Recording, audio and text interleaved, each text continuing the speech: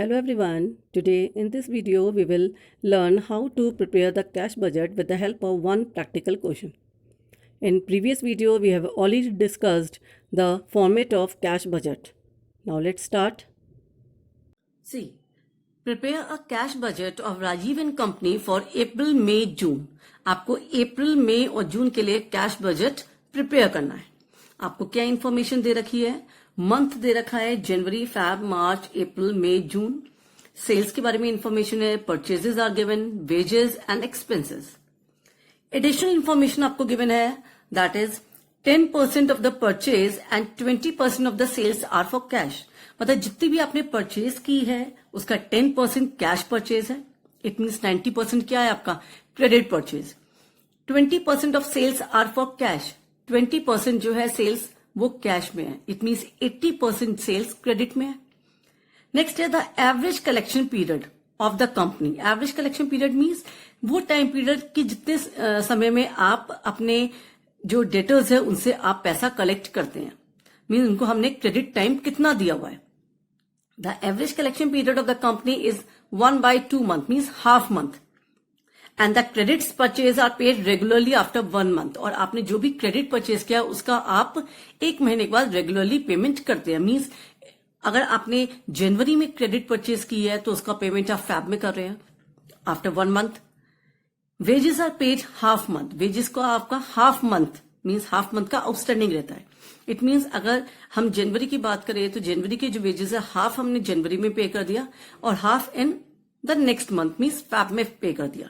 ऐसे फरवरी का half month हमने फैब में पे किया है तो रिमेनिंग हाफ मंथ हम मार्च में पे करेंगे. And the rent ₹500 included in expenses. और जो रेंट है 500 का वो ऑलरेडी किसमें इंक्लूड है? एक्सपेंसेस में. Is paid monthly. उसको हमें मंथली पेड करना है. Other expenses are paid after 1 month. और जितने भी अदर एक्सपेंसेस हैं उसको हमें 1 month में पे करना है. Cash balance on 1st April 2019 may be assumed to be 15,000. जो अप्रैल के स्टार्टिंग है उसमें आपके पास ऑलरेडी कैश बैलेंस कितना गिवन है? That is 15,000. Now see, first we have to draw the format. यहां पे आपको कैश बजट अप्रैल, मई और जून का प्रिपेयर करना है. Now first opening balance. Opening balance of cash. Opening balance of cash. April 1st April 2019 का आपको ऑलरेडी ओपनिंग बैलेंस कितना गिवन था? That is 15,000. तो आपका 15,000 राइट. 15,000 आपको ओपनिंग बैलेंस ऑफ कैश 15,000 है. देन नेक्स्ट आपको जो इंफॉर्मेशन दी थी that is for sales. And in sales it is written that 20% of sales are for cash. जो भी सेल्स है उसका 20% कैश है and the remaining 80% is on credit. तो सी, सेल्स आपको गिवन है and you have to prepare the cash budget for April, May and June. तो sales अप्रैल की कितनी है? 90,000 है. तो हमें 20% जो सेल्स है वो कैश में है. तो 90,000 का 20% दैट इज 18,000. तो इसमें 20% आपकी कैश सेल्स है. तो अप्रैल की सेल्स 90,000 का 20% that is 18,000. Then May 85,000 sales है. 20% 17,000. And June sales 80,000. 20% is 16,000. Clear? After this, next collection from debtors. कि जो भी आपने क्रेडिट सेल की है उन कस्टमर से, उन डेटर से आप पैसा कलेक्ट करेंगे और जब भी पैसा आएगा आपको उसको रिकॉर्ड करना है. कलेक्शन फ्रॉम डेटर्स निकालने के लिए आपको क्या करना पड़ेगा? वर्किंग नोट बनाना पड़ेगा. Working note 1 for collection from customer. See, first write the month, जो भी आपको मंथ गिवन है. देन सेल्स, आपको सेल्स गिवन थी वो आपने मेंशन कर ली. Then cash sales. Cash sales के बारे में क्या इंफॉर्मेशन थी कि 20% of sales are in cash. First 20% sales, 20% of 80,000 that is 16,000. 20% of 75,000, 15,000. 90,000 multiplied 20%, that is 18,000. 20% of 85,000, 17,000. And 20% of 80,000, that is 16,000. 60,000. Now credit sale. From sales, total sales में से अगर हम कैश सेल्स सब्ट्रैक्ट कर देंगे, you will get the credit sale, or you can directly calculate 80% of total sales. तो 80,000 minus 16,000, 64,000. 80,000 minus 16,000, 64,000. 75,000 minus 15,000, 60,000. 90,000 minus 18,000, 72,000. 85 minus 17, you will get 68,000. Sorry, 68,000. 80,000 minus 16,000, 64,000. Clear? After credit sale, next आपको दिया था कि जो credit sale है उसका collection कैसे करना है. तो आपको न्यूमेरिकल में मेंशन था the average collection period of the company is 1/2 month, means half month. Half month means कि 50% you will collect in the same month and 50% in the next month. तो आपको 2 इंस्टॉलमेंट में टोटल कलेक्शन करना है. सी जनवरी में आपकी credit sale कितनी है, दैट इज 64,000. तो उसमें लिखा है कि कलेक्शन पीरियड कितना है, हाफ है. इट मीन्स जनवरी में केवल कलेक्शन कितना होगा, हाफ, केवल हाफ कलेक्शन होगा. तो 64,000 का हाफ 32,000, और जो रिमेनिंग है इसका हाफ वो नेक्स्ट मंथ में होगा. तो सेकेंड इंस्टॉलमेंट कब मिलेगी आपकी, नेक्स्ट मंथ में 32,000 फेब में मिलेगा. फरवरी की जो आपकी क्रेडिट सेल है 64,000, उसका भी कलेक्शन कैसे करना है, half in the same month. 64,000 का सेम मंथ में कितना मिल रहा है, हाफ, 32,000 कलेक्शन हो जाएगा सेम मंथ में. और जो रिमेनिंग हाफ है उसका कलेक्शन जो फैब का है वो कब कलेक्शन होगा आपका, मार्च में कलेक्शन होगा, मार्च में. क्लियर? मार्च की जो सेल्स है 60,000, इसका कलेक्शन हाफ किसमें होगा, सेम मंथ में. और जो हाफ होगा वो कलेक्शन कब होगा, नेक्स्ट मंथ में. क्लियर? अप्रैल की सेल्स कितनी है, क्रेडिट सेल 72,000. तो उसका कलेक्शन कैसे करना है, half in the same month. मतलब अप्रैल का 72,000 है, उसका कलेक्शन 36,000 सेम मंथ में होगा. और जो रिमेनिंग 36,000 बचा वो अप्रैल का कलेक्शन कब होगा, मई, 36,000 सेकेंड इंस्टॉलमेंट. क्लियर? मई की सेल्स कितनी है, क्रेडिट सेल 68,000, जिसका हाफ कलेक्शन सेम मंथ में हो गया. और रिमेनिंग जो हाफ बचा वो उसके नेक्स्ट मंथ में होगा. क्लियर? ऐसे जून की जो सेल्स है 64,000, उसका हाफ कलेक्शन हो जाएगा सेम मंथ में. और जो रिमेनिंग हाफ बचा वो नेक्स्ट मंथ जाएगा जुलाई में, जो आपको प्रिपेयर नहीं करना है. क्लियर?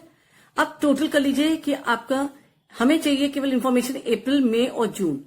तो अप्रैल की टोटल सेल्स कितनी हो गई, 36 plus 30, 36,000 plus 30,000, total 66,000. 34 plus 36, 70,000, and 32 plus 34,000, 66,000. तो आपने कैसे कैलकुलेट किया कि जो भी जिस मंथ में भी क्रेडिट सेल हो रही थी उसका 50% कलेक्शन सेम मंथ में था, और जो 50% है वो नेक्स्ट मंथ में था. एक बार और आप समझ लीजिए, जैसे जनवरी है, जनवरी की आपकी क्रेडिट सेल कितनी थी, 64,000 आपकी क्रेडिट सेल थी. तो उसका कलेक्शन कैसे होना है, half in the same month. Same month means जनवरी में कलेक्शन कितना हो गया आपका, हाफ, 32,000. और जो रिमेनिंग हाफ बचा वो नेक्स्ट मंथ में होना है. किसमें होना है, नेक्स्ट मंथ में 32,000.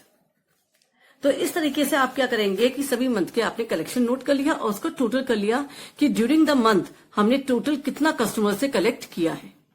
तो you will get the collection from customer, और you can say collection from debtors. Clear? Collection from, तो इस तरीके से आपने क्या कैलकुलेट कर लिया, collection from customer. Now right in the main format, April का कलेक्शन कितना हुआ, 66,000. तो right 66,000 here. Then May total collection 70,000, and June total collection 66,000. Clear? Now next आता है अब पेमेंट, क्योंकि न्यूमेरिकल में और क्वेश्चन में कोई भी आपको अदर रिसिप्ट्स के बारे में इंफॉर्मेशन नहीं दी है.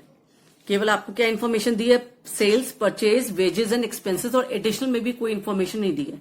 तो केवल रिसिप्ट आपके पास कहां से आया पैसा, केवल कैश सेल से और collection from debtors. Now payment, अब आपको रिकॉर्ड करना है कैश पेमेंट्स। सबसे पहले उसमें हम बात करते हैं परचेजेस। परचेजेस के बारे में क्या इन्फॉर्मेशन दी है कि 10% of the purchases are for cash. जितनी भी परचेजेस है उसका 10% कैश में है। तो सी अप्रैल में कितनी परचेजेस है 50,000, तो उसका 10% परचेज क्या आएगा कैश में। तो राइट, कैश परचेजेस कितना है, दैट इज 10%। तो अप्रैल में परचेजेस कितनी थी 50,000, तो 50,000 का 10% 5,000, right 5,000। Then May total purchases 45,000, तो उसका 10% कैश है, तो 45,000 का 10% कितना हो गया, दैट इज 4,500। देन नेक्स्ट है आपका जून, टोटल परचेजेस 35,000, तो 10% इक्वल्स टू 3,500। क्लियर। नाउ उसके बाद दिया हुआ है कि आपका 10% परचेज कैश में, इट मीन रिमेनिंग 90% जो आपका है, जो 90% है वो क्या हो जाएगा, आपका क्रेडिट परचेज हो जाएगा।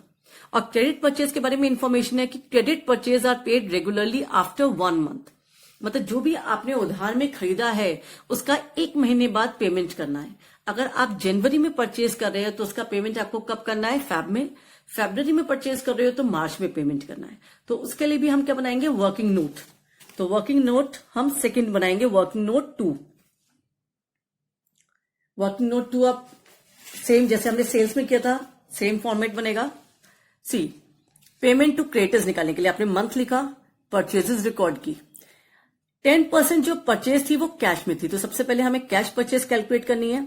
4,500, 4,000, 10% आप कैलकुलेट कर लीजिए, 4,200, 5,000, 4,500 and then 3,500। Now credit purchase. Credit purchase आप कैसे कैलकुलेट करेंगे, उसके 2 तरीके, या तो आप टोटल परचेज में से कैश परचेज माइनस कर दीजिए, या डायरेक्टली 10% अगर कैश परचेज है तो 90% जो है आपका क्रेडिट परचेज होगा। तो डायरेक्टली टोटल परचेज का 90% कैलकुलेट कर लीजिए। दोनों मेथड में से कोई भी मेथड आप अप्लाई कर सकते हैं। तो 45,000 में से कैश परचेज माइनस करेंगे, you will gate 40,500। 40,000 subtract 4,000 from this, you will get 36,000. 42,000 minus 4,200, 37,800. Then 50,000 minus 5,000, 45,000. 45,000 minus 4,500, 40,500. 35,000 minus 3,500, 31,500. Clear.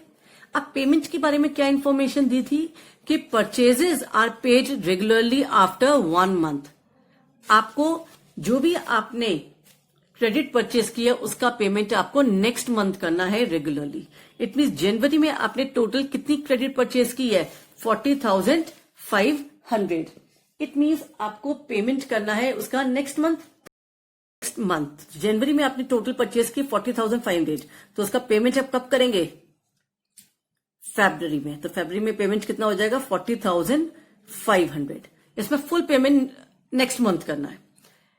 Fab में आपने टोटल क्रेडिट परचेज की 36,000, उसका पेमेंट कब करना है आपको, next month. It means next month आपको पेमेंट करना है।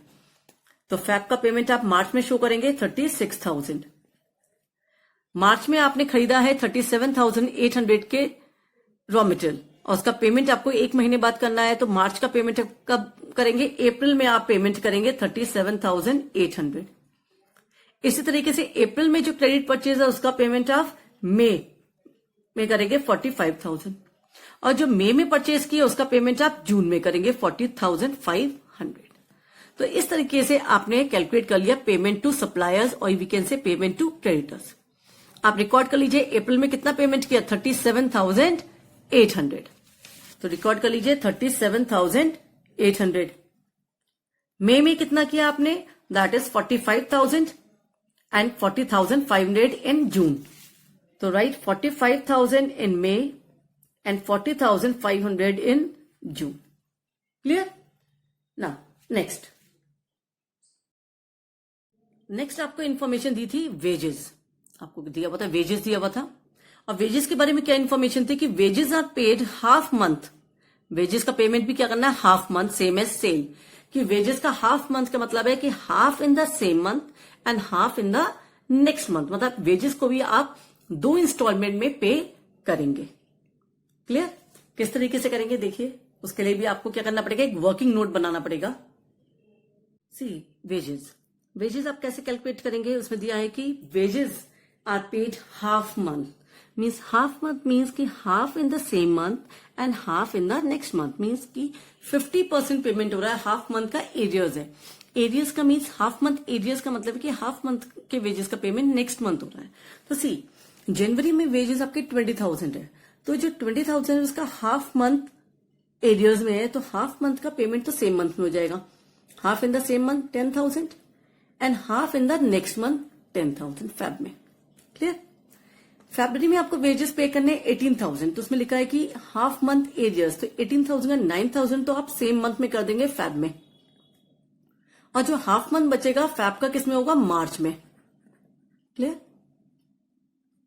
ना मार्च का 22,000 वेजेस है जिसका हाफ पेमेंट मार्च में होना है, तो मार्च में पेमेंट हम कितना दिखा देंगे, मार्च में पेमेंट 11,000 एंड रिमेनिंग जो बैलेंस है हाफ मंथ वो नेक्स्ट मंथ पे होगा अप्रैल में। इसी तरीके से अप्रैल जो 24,000 है, अप्रैल का पेमेंट कब होगा, आधा अप्रैल में ही होगा और आधा मई में होगा। तो अप्रैल का 24,000 है, उसका हाफ कितना हुआ, 12,000 हम दिखाएंगे पेमेंट अप्रैल में, और हाफ जो बचा 12,000 वो उसके नेक्स्ट मंथ पे हो जाएगा मई। ऐसे मई का 20,000 है, तो 20,000 का हाफ हुआ 10,000, तो हाफ तो पे हो जाएगा मई मंथ में आपका हाफ पेमेंट हो जाएगा 10,000, और हाफ मई का पेमेंट कब होगा, जून में। ना जून का जो 18,000 है उसका हाफ पेमेंट किस में हो जाएगा, जून में पेमेंट हो जाएगा हाफ कितना, 9,000, और जो रिमेनिंग हाफ बचा वो आप पेमेंट करेंगे जुलाई में, जो आपको इसमें कंसीडर नहीं करना। क्लियर?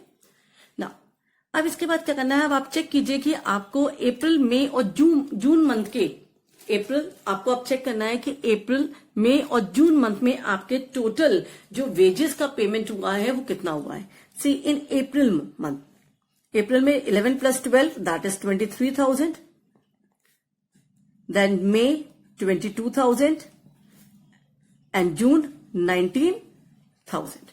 तो आप टोटल पेमेंट दिखाएंगे अप्रैल में 23,000, देन 22,000 एंड 19,000। तो इसको आप रिकॉर्ड कर लीजिए, अप्रैल मंथ का पेमेंट कितना है, 23,000, तो right 23,000, then May 22,000 and June 19,000। Clear? ना नेक्स्ट आता है आपका रेंट। आपको रेंट के बारे में क्या इंफॉर्मेशन दी थी, rent of ₹500 included in expenses, जो एक्सपेंसेस में इंक्लूड थे उसको हमें पे करना है मंथली, हर महीने पे करना है। तो सबसे पहले आप 500 का पेमेंट दिखा दीजिए रेंट का, अब आप पेमेंट दिखा दीजिए रेंट का 500, आपको सेम मंथ में हर महीने रेगुलरली पे करना है 500 एज रेंट, जो ऑलरेडी एक्सपेंसेस में इंक्लूड थे ना। उसके बाद क्या इन्फॉर्मेशन दी है आपको, उसके बाद दिए कि अदर एक्सपेंसेस, जितने भी एक्सपेंसेस दिए थे, देखिए इसमें रेंट इंक्लूड था, अब एक्सपेंसेस में से रेंट को हम क्या कर देंगे, हटा देंगे, सब्ट्रैक्ट कर देंगे, तो आपके पास आ जाएगा अदर एक्सपेंसेस। तो other expenses are paid after 1 month, आपको 1 महीने बाद पेमेंट करना है। अब उसके लिए भी हम वर्किंग नोट बनाते हैं। सी द एक्सपेंसेस, आपको एक्सपेंसेस गिवन है, लेकिन इसमें लिखा था कि जो एक्सपेंसेस है उसमें रेंट इंक्लूड है। See rent of ₹500 included in expenses. तो सबसे पहले हम क्या करेंगे, जो रेंट है 500 वो हम सब्ट्रैक्ट कर देंगे, तो 5,000 माइनस 500 4,500, 500 रेंट माइनस कीजिए, you will get 5,500, 6,000 minus 500 5,500, 7,000 minus 500 equals to 6,500, 6,000 minus 500 you will get 5,500, subtract 500 from 5,500 you will get 4,500. Clear? Now payment, expenses को आपको पे करना है after 1 month. See, other expenses are paid after 1 month. तो 1 month means जनवरी में जो आपकी other purchases other expenses हैं उसका पेमेंट आपको करना है नेक्स्ट मंथ, मीन्स 4,500 आप नेक्स्ट मंथ पे करेंगे। फरवरी का पेमेंट आपको नेक्स्ट मंथ मार्च में करना है 5,500। देन मार्च का जो पेमेंट है, आपका मार्च का जो पेमेंट है वो अप्रैल में शो करना है 5,500। अप्रैल का जो पेमेंट है 6500 that you will show in the next month 6500. मई में आपकी परचेज है 5500, उसका पेमेंट नेक्स्ट मंथ करना है 5500 इन जून. इट मीन्स 1 मंथ का मतलब जनवरी का जो एक्सपेंसेस हुए हैं उसका पेमेंट आप कब कर रहे हैं? फरवरी में. जो फरवरी में खर्च हुए हैं उसका पेमेंट आप मार्च में कर रहे हैं. तो इस तरीके से आपने पेमेंट कैलकुलेट कर लिया. किसके लिए? एक्सपेंसेस के लिए. अब उसको आप शो कर दीजिए. सी अप्रैल में आपका 5500 है, right 5500. Then May 6500 and June 5500. तो आपने जितने भी एक्सपेंसेस थे वो रिकॉर्ड कर दिया. नाउ अब क्या करना है? आपको टोटल रिसिप्ट्स में से टोटल पेमेंट माइनस करना है. तो फर्स्ट आप टोटल कीजिए टोटल रिसिप्ट्स का. You will gate 99,000 opening balance. और जितने भी आपके पास रिसिप्ट्स हुए हैं कैश में उसको आप रिकॉर्ड कर लेंगे. Clear? Now total of cash, जितने भी आपका कैश पेमेंट हुआ है उसको आप सम कर लीजिए. You will gate 71,800. तो टोटल आपका आ जाएगा 71,800. Now subtract payment from receipt. जितना भी आपके पास कैश रिसिप्ट हुई है उसमें से आप टोटल पेमेंट को क्या कर देंगे? सब्ट्रैक्ट कर देंगे. तो you will get closing balance of cash. तो आपको क्या मिल जाएगा? Closing balance of cash and that is equal to 99,000 minus 71,800. आप क्या करना है? 99,000 में से आपको माइनस करना है 71,800. A minus B means total receipts minus total payment. You will get 27,200. 27,200. Clear? Now, the closing balance of this month means जो अप्रैल में आपका क्लोजिंग बैलेंस आया है वो नेक्स्ट मंथ के लिए क्या हो जाएगा? आपके लिए ओपनिंग बैलेंस 1,200. तो मई का opening balance is equal to closing balance of April 27,200. आप ओपनिंग बैलेंस है जितने भी कैश रिसिप्ट्स है वो है उसको टोटल कर लीजिए. You will gate 1,14,200. Now after this जितना भी कैश आउटफ्लो हुआ है, पेमेंट हुआ है कैश में, उसका टोटल कर लीजिए. You will gate 78,500. Now calculate the closing balance. 1,14,000 जो आपका आया कैश रिसिप्ट्स आई है 1,14,200, उसमें से आप 78,500 डिडक्ट कर दीजिए. तो you will gate 35,700. 35,700. Now the closing balance of May. आपका मे का क्लोजिंग बैलेंस कितना आ गया? 35,700. तो वो जून के लिए क्या बन जाएगा? Opening balance. क्योंकि the closing balance of 1 month is the opening balance for next month. Means last month का जो closing balance होता है वो next month के लिए क्या हो जाता है? opening balance हो जाता है. तो जो मई का closing balance आया है वो जून के लिए क्या हो जाएगा? आपके opening balance. तो मई का closing balance 35,000 है, वो जून के लिए opening balance हो जाएगा 35,700. आप टोटल कर लीजिए जून कॉलम का. You will get 1,17,700. पेमेंट के टोटल करेंगे. You will get 69,000 and then subtract payment from receipts. Total receipts में से टोटल पेमेंट माइनस कर दीजिए. You will get 48,700. 48,700. क्लियर? तो आपने इस तरीके से कैश बजट प्रिपेयर किया. उसके लिए आपको क्या करना है? सबसे पहले जितने भी कैश रिसिप्ट्स हुई है उसको रिकॉर्ड करना है. देन जितने भी कैश पेमेंट हुए हैं, जो भी आपने कैश में एक्सपेंसेस किए हैं उसको रिकॉर्ड करना है. टोटल रिसिप्ट्स में जो भी टोटल कैश रिसिप्ट्स हुई है उसमें से जितने भी कैश पेमेंट हुए हैं उसको डिडक्ट करना है. Then you will get the closing balance of cash for a particular month. तो इससे आप एडवांस में आप आइडेंटिफाई कर सकते हैं कि आपके पास कितना कैश आपको रिक्वायरमेंट है पेमेंट करने के लिए, और at the end of each month आपके पास कितना कैश जो है सरप्लस में बचेगा. क्लियर? Okay, thank you.